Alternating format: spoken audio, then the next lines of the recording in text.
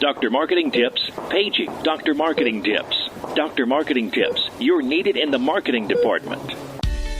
Welcome to the Dr. Marketing Tips Podcast, your prescription to the answers you seek to grow your medical practice easier, better, and faster. This show is all about connecting practice administrators and medical marketing professionals with peers working in practices, learning from experiences, making mistakes, and sharing successes.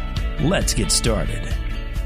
Hey there, welcome to the Dr. Marketing Tips Podcast. I am Jennifer. And I'm Corey. And today we are going to talk about customer service trends in 2021. So as we're coming off, or hopefully knock on wood, we're on the back end of the COVID pandemic, we're really looking at what some of the customer service trends are for this year and how things have changed with everybody working from home and how expectations have changed. In fact, Corey, you and I were just talking about it recently that we've really noticed an uptick in medical practices looking to kind of step it up as it relates to their digital presence. And we think that this really relates to customer service as well, is because when everybody has been stuck at home, they are quicker to go online, quicker to complain, quicker to deal with things that maybe we didn't have 2 or 3 hours in the past to sit on the phone and deal with a customer service issue that maybe we wouldn't have tackled. But because everybody's been at home, you're tackling more, you're doing more research online. Our expectations are higher than they have ever been before. Yeah, you're absolutely right. And as people become a little bit more savvy and a little bit more educated, maybe it's partly because this lockdown kind of promotes like a higher level of wanting digital customer service because you're at home, you're not going to these places. I think that that's part of it. And then if you look at this through the lens of just sort of the world at large, like outside of healthcare and medical practices, everybody wants to communicate digitally. It's preferred. You don't want to be on the phone anymore. You don't want to have to sit there and wait on hold or what have you. So if you can reach out on Twitter and talk to a brand, that's commonplace now. So as people become more familiar with that idea, then they're going to expect the same thing from medical practices. And that's just sort of the way that the world is going right now. And so we feel that from a marketing side and from an employee engagement side, because this is a new way to deal with patients that have issues. And then there's the added complication of PHI and what have you, but it's something that we talk about, I feel like almost daily, especially as online reviews become more and more prominent. Yeah, totally. And there was a research study done, and we can link to it in this episode show notes, but it's on Statista, which I think is statistics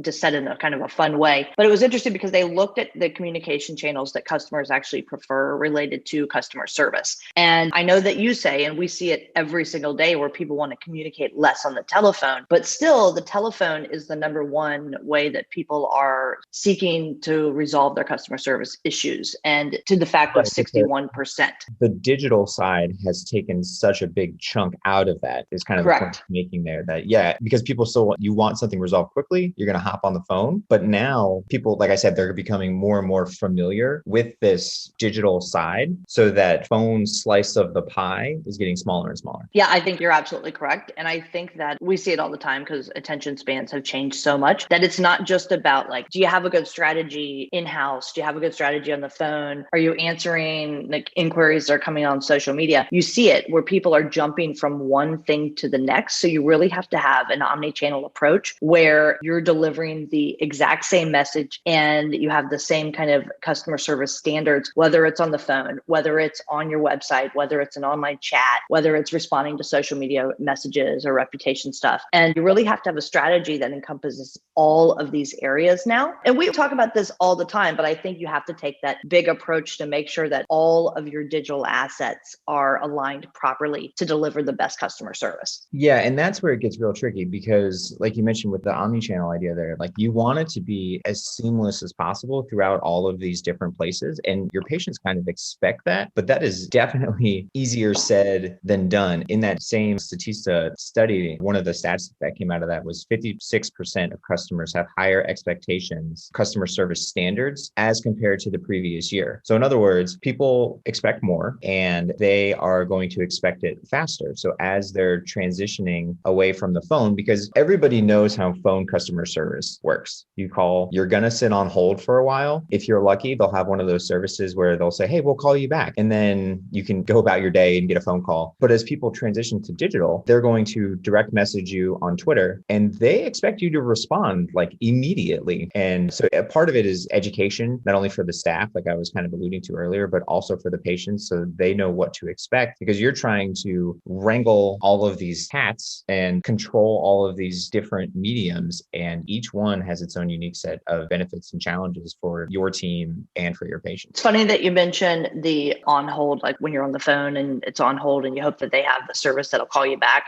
There was actually during the pandemic, just a couple months ago, we're recording this in March 2021, but just a couple months ago, there was a full feature on CBS Good Morning, on CBS Sunday Morning, which is one of my favorite shows when you're stuck at home. And it's talking about the rise. It was talking about the rise in the job opportunities and career path for musicians who make on hold music. Because it's required that you have longer on hold music, because customer service has, like, the industry as a whole has like had such an increase in usage over the last 12 months.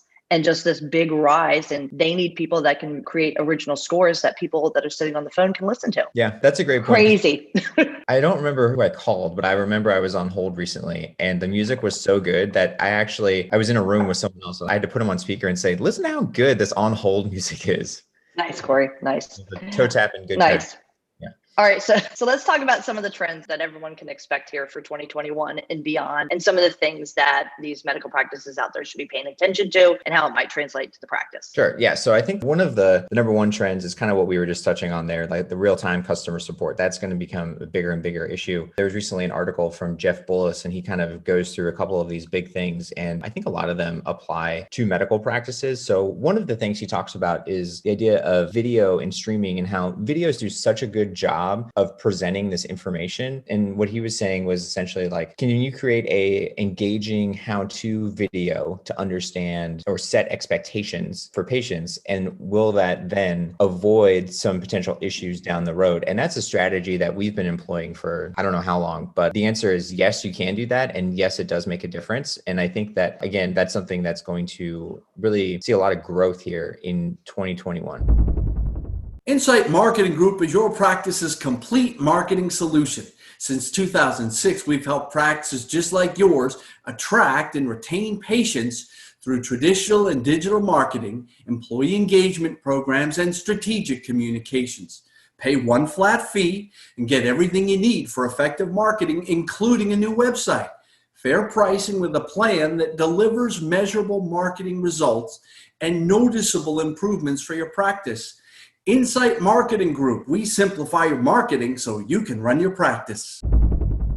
Yeah, I can give you an example of something we were just doing. Not sure that you're aware of this or not, but so we have a digestive gastroenterology client, and they have gone to pretty much straight telemedicine, except for surgical procedures or outpatient type procedures, colonoscopies and whatnot. And they were having an issue with just being overrun with questions about like bowel prep and like prepping for your colonoscopy and general questions. And so we embarked on a project with them to take the bowel prep guide, put it into some videos and just kind of how-to stuff. And then we coupled it with an email drip campaign. So when we had a patient who needed to come in for a colonoscopy and go through the bowel prep process, and we created a series of emails that went to the patient ahead of time to educate them in advance to kind of get in front of some of the customer service issues that the client was having. And we took kind of their biggest FAQs related to bowel prep and to the colonoscopy and put it into a document that ended up living on their website. And so we tried to use video and long form content to solve those customer service issues before they were created, the video being a big player with that strategy. Yeah. And I think that that has a big benefit from the patient perception side too, because if those questions are answered before they're even asked, then people are going to talk about that. And they're going to say, I went to Dr. So-and-so and they had this really great process. I was well informed. They sent me emails about everything I needed to know. And then there was videos to back it up and on and on and on. So that helps from a marketing side, but it also helps from clinic and a workflow side as as well. And we know that, there's tons of studies out there, but like Forbes just did one recently where 85% of internet users watch online videos on a monthly basis. I would say that now, thanks partly due I bet it's higher than that. The lockdown and everything that's been going on, that's a higher number. But one of the most watched categories of videos is how-to videos. So again, people are looking for answers to common questions. They don't want to read about them per se. Something that we say in the office all the time is when we're creating this sort of like long form written content, we know that the search engines are going to read that. So that's how we show up there. Someone's going to click on it. They're not necessarily going to read the article, but they're going to click on that video that's on that article page. That's right. And we were just talking about this. Somebody said, this isn't your best work for a long form article. And I said, yeah, but the only one reading that is Google, not the patient, because nobody's going to read a 4,000 word article. What's another trend in customer service that we can start paying attention to?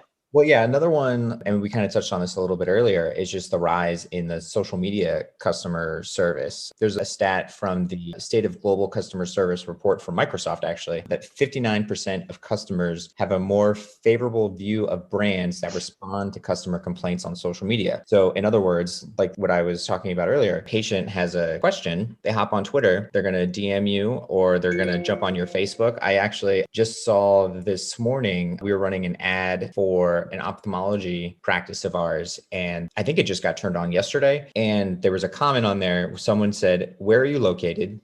Which is funny because the name of where they're located is it's their logo, but whatever. And then, so they responded. And then immediately after that, she said, "What insurance do you take?" And so they had this basically like practice was paying attention to PHI and they said, "Hey, contact us. We'll take this offline," kind of thing. But the patient or potential patient fully expected that I'm going to type in this thing and we're basically texting for the world to see. And I expect an answer right now. And if you give me an answer right now, she's going to convert. If they accept her insurance, she's going to be a patient of theirs. So that's just sort of the world that we're in right now and the things that we have to deal with. 32% of people that have used Facebook use it for customer service. Again, I would say that number is probably higher right now. And as resistant to change as some doctors and practices want to be, this is something that you can't just kind of bury your head in the sand and ignore. Yeah. And I think this goes back to, and we have another episode on this entire topic, but it goes back to who should be in your office, who should be the point person for your social media projects. Because you've got, from a marketing perspective, you have the materials that we're putting out there and you have a certain level of customer service engagement. But from a practice perspective, you really need somebody who's able to track down information, figure out who these folks are when they're asking you questions, and properly respond in a HIPAA compliant manner.